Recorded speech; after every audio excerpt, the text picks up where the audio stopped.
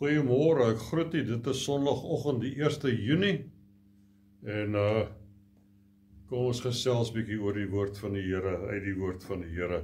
Laat dit vir u tafel dek vir nagmaal asseblief, wat ons kan na hierdie boodskap gebruik. Kom ons gesels 'n bietjie oor Henog. Dit is seker vir my een van die geheimsinnige figure in die Bybel. En ek dink het is moontlik omdat daar so min inligting oor Henog is. Ons weet, ek wil graag weet wat het hy gedoen, hoe het hy gelewe, sodat hy met God kon wandel, tot so 'n mate, dat God hom weggeneem het, sonder dat hy die dood gesien het. Al wat ons van hom weet, is sy geslagregister, dit lees ons in Genesis 5 vers 21 tot 24, dat 'n profesie wat hy gegee het, Judas 1 vers 14, en van sy geloof in God, Hebreërs 11 vers 5. Genesis 5:24 sê Henog het met God gewandel en hy was daar nie meer nie, want God het hom weggeneem. Dis basies al wat ons van sy hele lewe weet. So, wat vertel die Bybel ons nou eintlik van hierdie geheimsinnige man? Kom ons begin daar by die begin. Hy was 'n geslagslyn vanaf Adam, deur Set, Henog, Noag, tot by Abraham, en daarna deur Isak en Jakob en sy seuns, en verder. Dis die lyn wat aan wie God genade wou bewys, nie wat hulle waardig was nie, dit is volk Israel, want niemand is dit waardig nie, maar deur hulle wou God saligheid en sy koninkryk na die mens toe bring. Kom ons doen daardie lyn wat die Godmens Jesus met die mensdom verbind. Kom ons doen met die skarlakenkoord. Hierdie koord sou deurloop selfs al sou God die mensdom van daardie tyd oordeel en die aarde vernietig deur water. Dit sou God nie beïnvloed het nie. Hierdie geslagslyn was gered uit die vloed, Henog. Gedra deur die vloed, Noag, sowel as sy geroepene Abraham, en hy was geseënd met 'n familie wat die Messias voortgebring het deur die Joodse nasie. En daardie lyn was die wet gegee, was die priester aanbedien, slagofferstelsel gedoen en die profetiese woord ontvang. So al hierdie was bepaal voor die grondlegging van die wêreld, om die toppunt te bereik in die koms van die Verlosser, die laaste Adam, Jesus Christus. Het is belangrik om te weet dat alhoewel God die messiaanse lyn veilig bewaar het vanaf Adam tot Christus, om die ewige lewe voort te bring, het daardie lyn sy volle doel bereik en is afgehandel met die dood van Jesus aan die kruis op Golgotha. Jesus is gebore in 'n aardse familie. Ons lees daarvan in Matteus 13 vers 55 tot 56, Johannes 7 vers 5, Galasiërs 1 vers 19. Maar sy reddende missie het nie om 'n biologiese nalatenskap of geslagslyn benodig nie. Vanaf die kruis en verder het sy geslagslyn voortgegaan in 'n geestelike en nie fisiese lyn nie, soos gesien in die daarstelling van sy koninkryk in sy huidige en sy misterieuse vorm volgens Matteus 13 en Johannes 18 vers 36. So hierdie geslagslyn, hierdie geestelike geslagslyn bestaan uit alle wedergebore gelowiges, Joods of nie Joods, verenig in hom as die nageslag van Abraham, want Galasiërs 3 vers 29 sê, en as julle aan Christus behoort, dan is julle die nageslag van Abraham en volgens die belofte erfgename. Dis is ons as heidene, afstammelinge van Abraham. En hoe verkry ons dit? Deur die geloof in Jesus Christus. Dis die enigste pad. Jesus het Israel as God se boom geplant, en die kerk is ingeënt as vreemde takke in daardie natuurlike boom. In Romeine 11 vers 17 sê, en as sommige van die takke afgebreek is, en as jy wat 'n wilde olyfboom was, onder hulle ingeënt is en deel verkry het aan die wortel van die vettigheid van die olyfboom. Dan gaan dit verder, lees dit gerus verder. So nadat Israel die Messias voortgebring het, is die kerk gebore uit Israel se geloof en het die kerk baie van Abraham se geestelike seëninge geërf. Die kerk het egter nooit Israel vervang of van sy fisiese seëninge onderskep nie. Die kerk het egter die geestelike seëninge van Abraham se geloof geërf, Genesis 22 vers 18, en in jou nageslag sal al die nasies van die aarde geseën word, omdat jy na my stem geluister het, en dat jy natuurlik uit die aard van die saak in my geglo het, sê die Here. So apostel Paulus verwys ook hierna, wanneer hy sê in Romeine 4 vanaf vers 1, wat sal ons dan sê, het Abraham ons vader na die vlees verkry? Want as Abraham uit die werker geregverdig is, het hy iets om op te roem, maar nie teenoor God nie. Want wat sê die skrif? Abraham het in God geglo en dit is hom tot geregtigheid gereken. Dan sê vers 13, want die belofte dat hy erfgenaam van die wêreld sou wees, het Abraham of sy nageslag nie deur die wet verkry nie, maar deur die geregtigheid van die geloof. En vers 16, daarom is dit uit geloof, sodat dit volgens genade kan wees en die belofte kan vasstaan vir die hele nageslag, nie alleen vir die wat uit die wet is nie, maar ook vir die wat uit die geloof van Abraham is, die vader van ons almal, ensovoorts.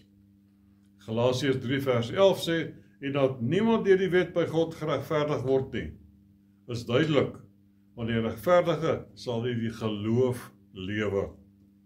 Dit gaan alles oor geloof in God en in die volmaakte werk wat Jesus aan die kruis gedoen het. Hoeveel skrifte sê ons nie daar, Johannes 14 vers 1, glo in God, glo ook in my. Markus 11 vers 22, julle moet geloof in God hê. Galasiërs 2 vers 20 sê Paulus, en wat ek nou in die vlees lewe, leef ek deur die geloof in die Seun van God. So Henog en Noag was eintlik al Jode gewees voor Abraham se tyd, voor sy geboorte, en daarom deel van hierdie skarlakenkoord. Hulle was tegnies afstammelinge van die Joodse nasie, omdat hulle voorvaders was van Abraham.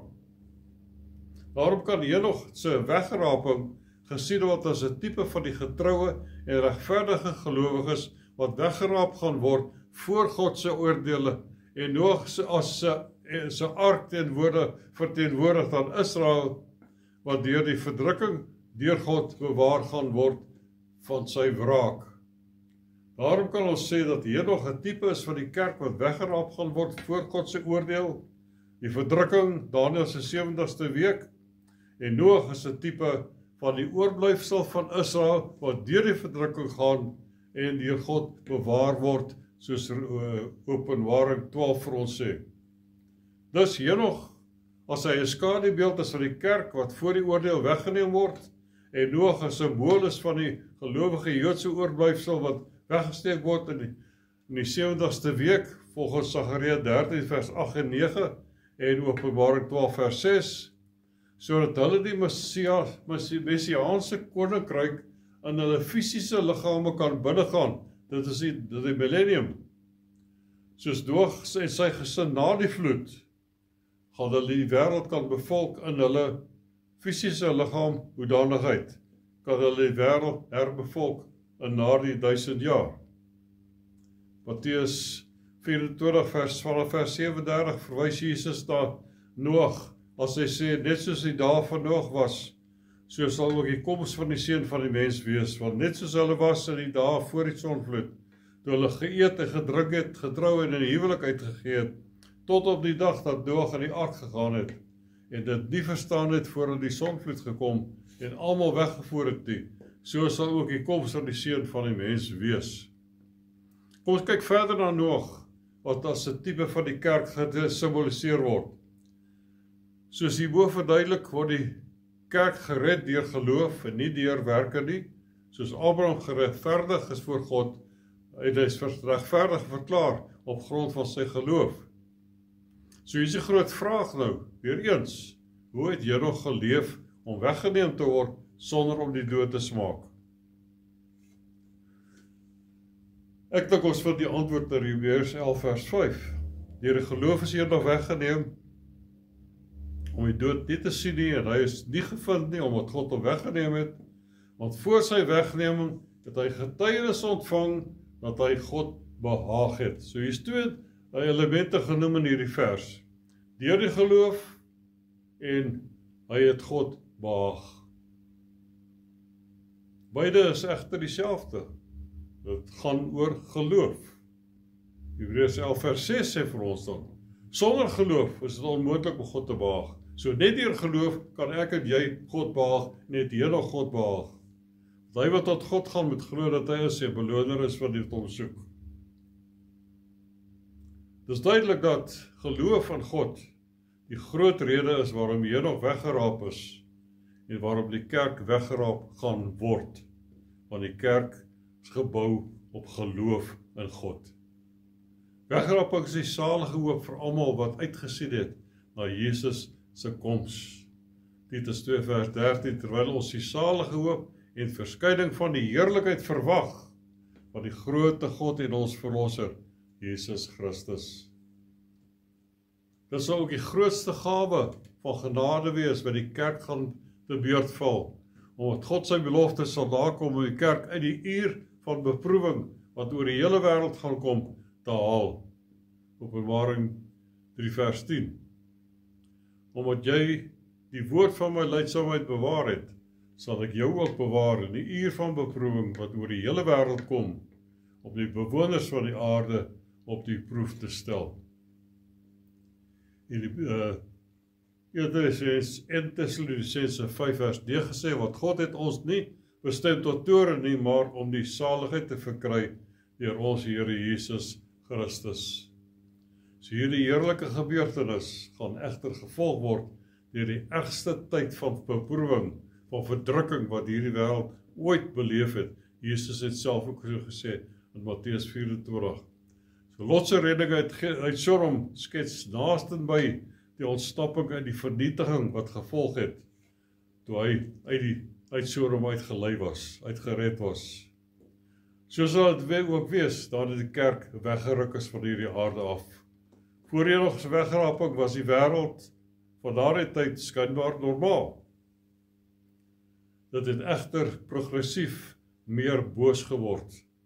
En as Henog se verdwyning 'n voorbeeld is, sal hierdie wêreld 'n groot probleem hê om te verduidelik waarheen al die mense verdwyn het, voordat die ontsettende oordeel op hulle val.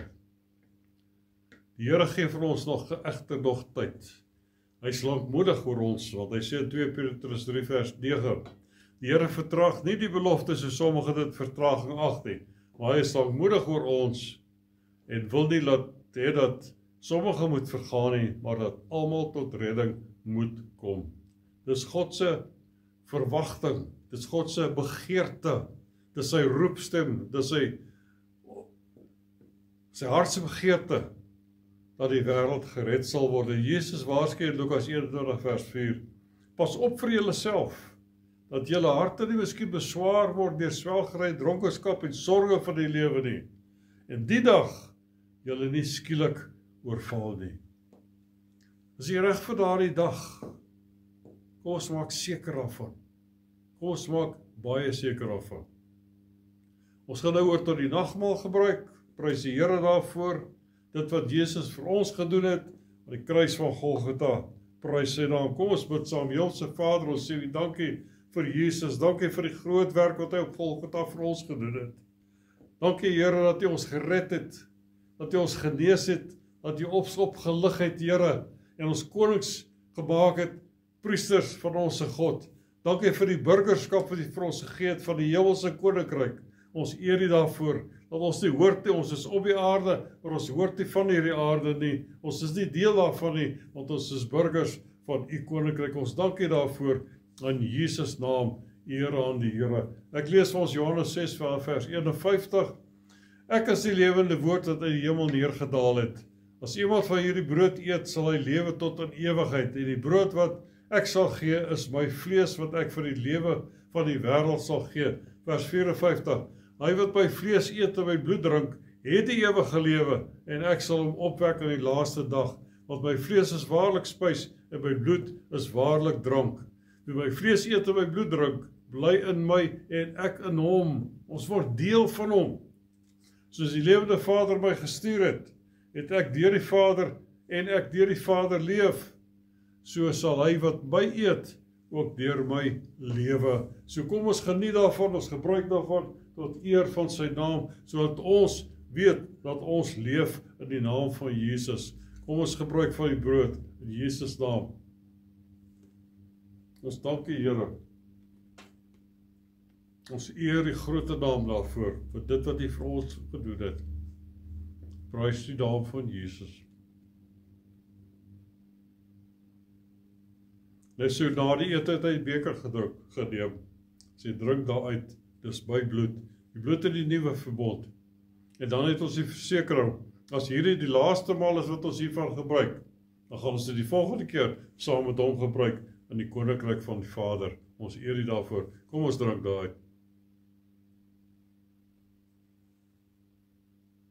Here, baie dankie vir die bloed, wat ons suiwer skoon was, soos wit wol, soos sneeu. Al was ons sonde soos skarlake, dit sal word soos sneeu. Ons eer U daarvoor, Here. Baie dankie daarvoor. Ons eer U, ons loof U, ons maak U naam groot. Amen en amen. Baie dankie dat U saam met my was. Mag die Here U ryklik seën. Amen.